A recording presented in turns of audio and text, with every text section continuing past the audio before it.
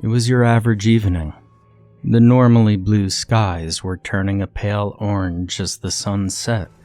The evening breeze was rolling in, making everything a bit more relaxed and a little less hot.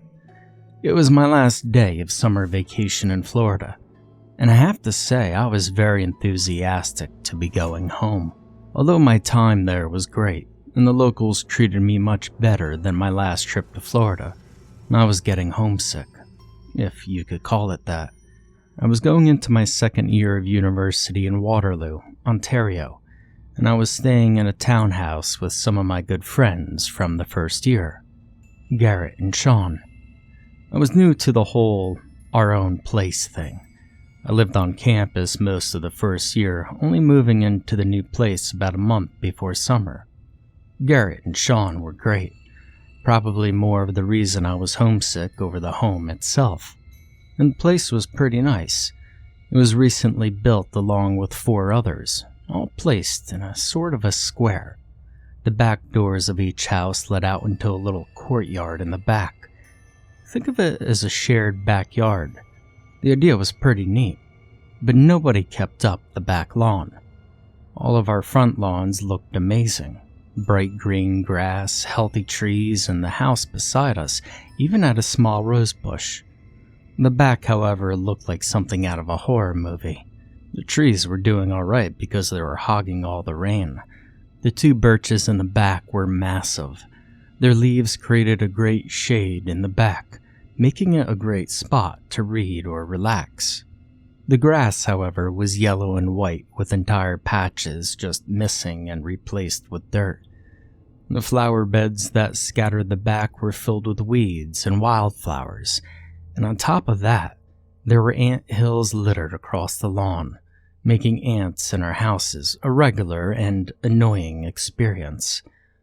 And the actual houses themselves were not too shabby. All 4 were identical, save for the color of our roofs.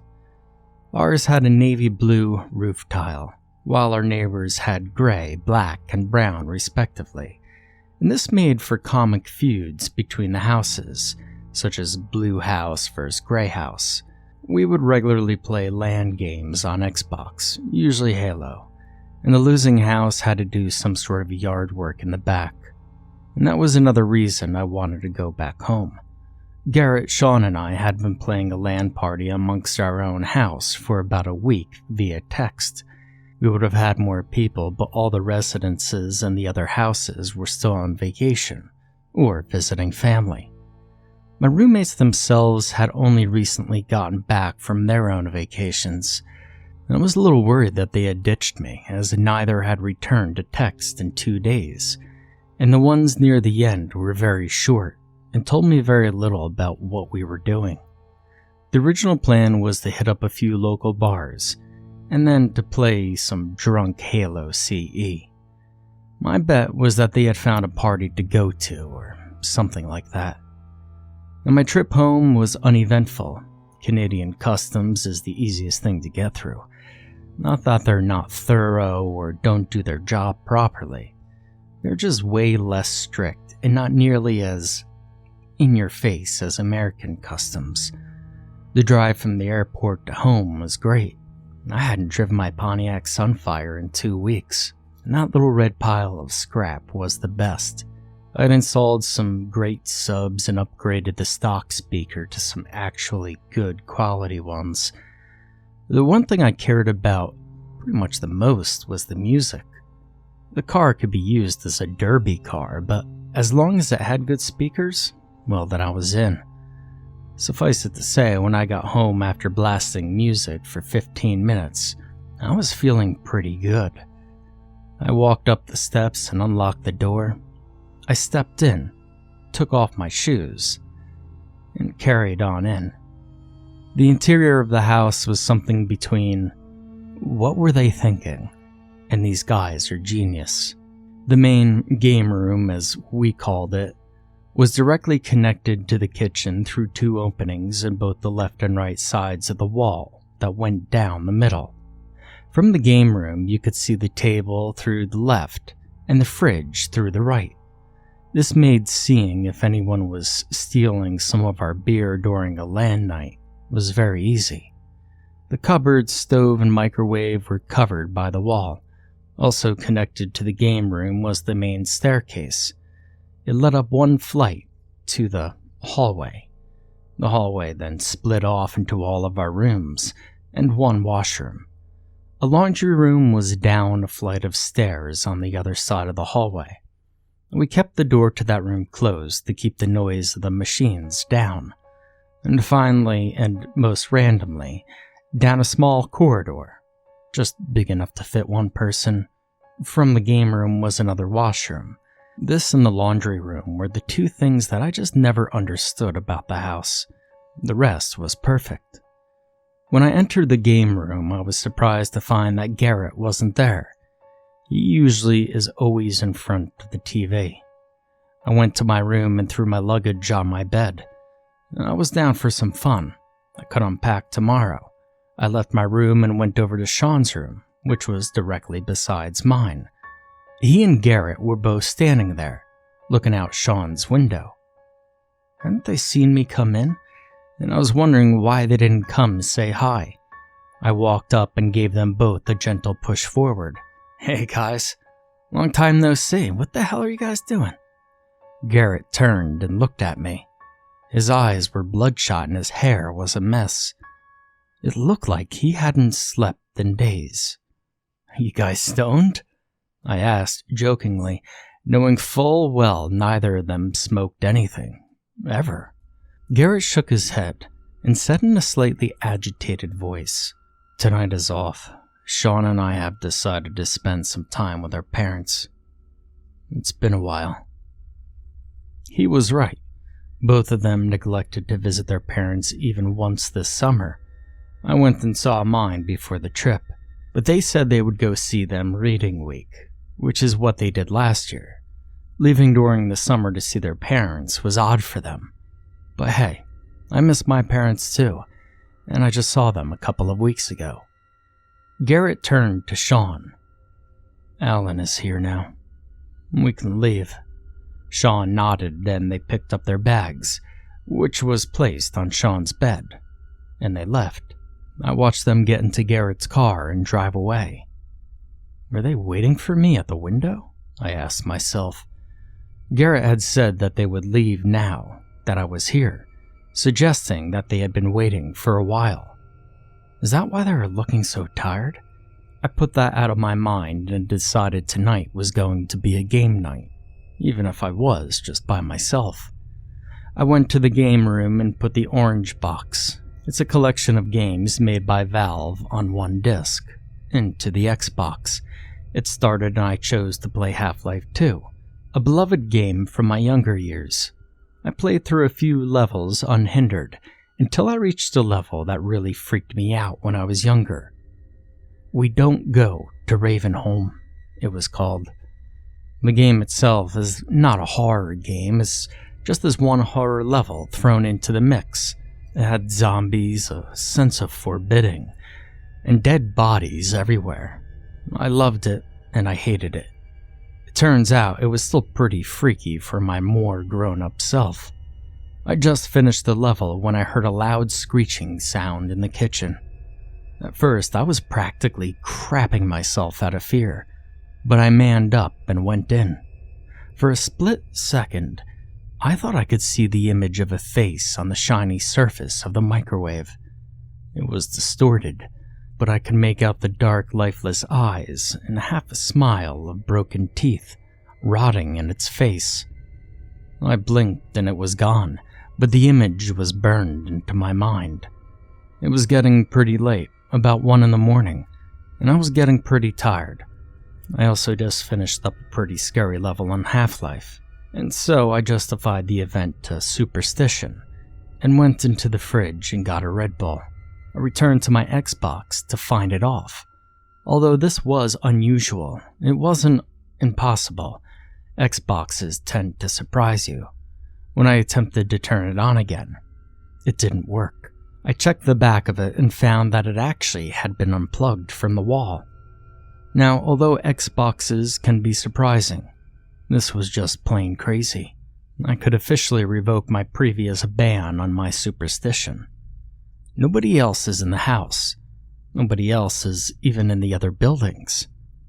I'm alone, and Xboxes can't unplug themselves. I got up and ran as fast as I could to the door. I got into my car and drove to another buddy of mine's apartment. I gave him some story about how my internet was out and I had to do an online research paper for a summer course I was taking. He allowed me to stay the night to finish my paper. What he didn't know was that I was simply looking for asylum from my own house. In the morning, I decided to give my roommates a text to see when they were coming back, and if anything strange happened to them while I was gone. I drove back to my house, now less scared because it was day. I went to my room and wondered how I came up with the excuse to stay at my buddy's last night. Now I realized it was so easy because it was true. I had taken a summer course to lighten the load for my second year. The course was just writing papers and doing research. It got you out of doing something else, so I didn't mind. I'd finished most of the material while I was at my parents' and at the beginning of the summer, and I only had 2 left. I decided that tonight I would finish one and hope nothing like what happened the other night would happen again. I worked diligently for hours. I'd started around 2 p.m., stopping only for some food and a washroom break, and worked right until 9 p.m. Now over those hours, I had this constant feeling that I was being watched. I know it sounds cliché, but I'd never actually experienced that before. But I just kept feeling uneasy and thinking someone was behind me. I never gave into these thoughts to look around, however. I figured this whole mess was just in my head, and if I ignored it, well, I'd be fine. After finishing the paper at 9, I browsed the internet for a few hours to cool my head off with some random nonsense. At around 12, my room suddenly became incredibly cold. I got up and tossed a blanket over myself to keep warm, not wanting to use more energy by messing with the thermostat. The blanket didn't help, however, and it just kept getting colder, unnaturally cold for inside of our house. Now enough was enough, so I got up and made my way to the hallway where the thermostat was. As I opened the door, I looked to my left where the device was to see the laundry room door open. I had put laundry in when I got in this morning, but I could have sworn that I closed the door. I moved to it. I reached for the doorknob and stopped my hand dead in motion. Just down that staircase, out of the darkness, was a dark, shadowy figure. It was roughly my size, although it was hard to see from the top of the stairs. Its arms were contorted and mangled. They looked smashed and broken. On its left hand, it had long claw-like looking fingers. It was looking down, and I stood there, baffled, terrified, and shocked. My heart was racing. The beads of sweat rolled down my face. My mouth ran dry, and I found myself holding my breath. The thing made a motion to move its head, and I had had enough. I ran down the hallway with the full intention of leaving this house and not coming back. But I couldn't. I was blocked by something. I couldn't see anything in my way, but if I tried to move forward, my legs wouldn't budge. And I slowly looked back. The thing was still looking down, but had made it halfway up the stairs. It had placed its claw-like fingers on the wall and was dragging them with it, creating an eerie scratch noise, much like nails on a chalkboard. Unable to move forward, I retreated to my roommate's room to the right of my own, the one furthest away from that thing. I closed and locked the door behind me, and I made a move for the window. I attempted to lift it, but it wouldn't budge. The screeching had stopped though, so I figured I was safe in this room for now. And then I noticed something on Sean's desk. His laptop. Sean was a crazy blogger. He blogged all the time, no matter what. He used his laptop to blog on the go. The fact that it was there means he really must have been anxious to leave. Was this thing what made them all crazy? I realized I could check his blog. He had to have talked about it. I opened the laptop and entered in his password. He had his blog as his homepage, so all I had to do was open Google Chrome, and there it was. Now all of the blogs up until last week were his normal entries. How his day went, what he saw, what he plans on doing later. Shit like that. And then on, they turned weird. Strange even. You see, the first 3 of the week, he describes happenings very similar to those that had happened to me. Random noises, things moving around, electronics being unplugged, and seeing distorted faces and reflective surfaces. The next 2, he started referring to a thing, which is also what I had been calling it. I guess there's really no better name for it. In his own words, when I closed my eyes, I could see it. It's always there. That face is always there. I see it everywhere I look. I see it even when I don't look. I gotta get it out of my head. It's toying with me. I know it. Draining me of my energy, not letting me sleep. It wants to take me. Where? I don't know. I don't want to know. I just want to get out. But I can't. I can't. Now there is no entry for the next day, only a small box with the date and nothing in it. Underneath that was the last blog. It was made on the last day of the week, the day I went back. It said, "Alan comes back today, and after yesterday I can't. He needs to know. He can't be here. But he has to. It's the only way. Garrett came in today. The thing won't let him leave. He's here with me.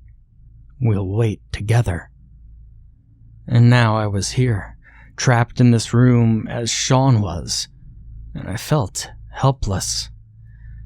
Outside, this thing was probably sitting, waiting, its claw fingers on the door handle, its face looking at the ground. I closed my eyes to think, and I almost fainted. I opened my eyes immediately. When I closed my eyes, I saw its face. I had to get out. I began throwing things at the window. Sean has a heavy lamp in his room. I tried that first, and it cracked slightly. It was thick glass. The screeching started again, this time on the door. At the same time, the door began bulging, as if this thing was going to push it right off of its hinges into the room, and I couldn't be here for that. I began throwing large books, his mini-safe, and other small items about the room.